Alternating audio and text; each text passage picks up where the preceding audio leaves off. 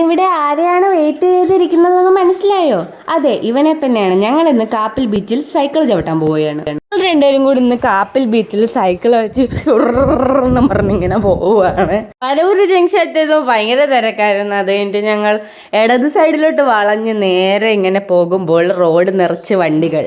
ഒന്നും വക വയ്ക്കാതെ ഞങ്ങളുടെ ഗിയർ സൈക്കിളിൽ ഹെൽമറ്റും വെച്ച് ഞങ്ങൾ ഇങ്ങനെ ചവിട്ടി ചവിട്ടി പോകുമ്പോൾ ലോകരത്രയും ഞങ്ങളെ തന്നെ നോക്കുകയാണ്.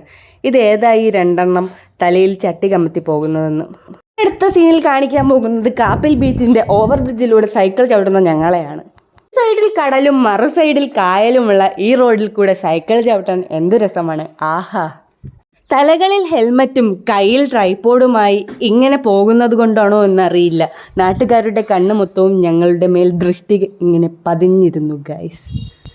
കുറച്ചു നേരത്തെ സൈക്കിൾ അഭ്യാസത്തിന് ശേഷം ഞങ്ങൾ കാപ്പിൽ ബീച്ചിന്റെ ഓഫ് റോഡിലേക്ക് കടന്നു.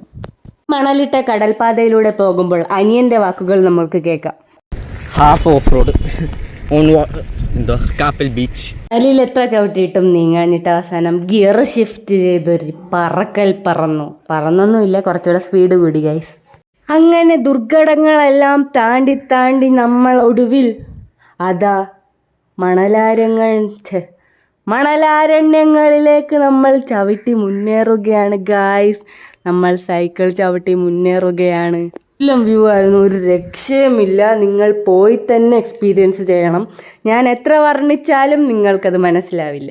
Best view after hardest climb എന്ന് പറയുന്നതല്ലേ, super beautiful view after hardest cycling guys. ഇനി ഇങ്ങനെയുള്ള സൈക്കിൾ റൈഡ് വീഡിയോ ഇടണമെന്നുണ്ടെങ്കിൽ നിങ്ങൾ കമൻറ്റ് ബോക്സിൽ ഒരു കമൻറ്റ് ഇട്ടേക്ക് കേട്ടോ. ഞങ്ങളുടെ സൈക്കിൾ റൈഡിൻ്റെ ഒരു കുട്ടി വ്ളോഗായിരുന്നു ഇത്. ഇന്നത്തെ വീഡിയോ ഇത്രയേ ഉള്ളൂ. എല്ലാവർക്കും ഇഷ്ടപ്പെട്ടെങ്കിൽ ലൈക്ക് ചെയ്യുക, ഷെയർ ചെയ്യുക, സബ്സ്ക്രൈബ് ചെയ്യുക. ഇഷ്ടപ്പെട്ടില്ലെങ്കിൽ ഡിസ്ലൈക്ക് ചെയ്യുക.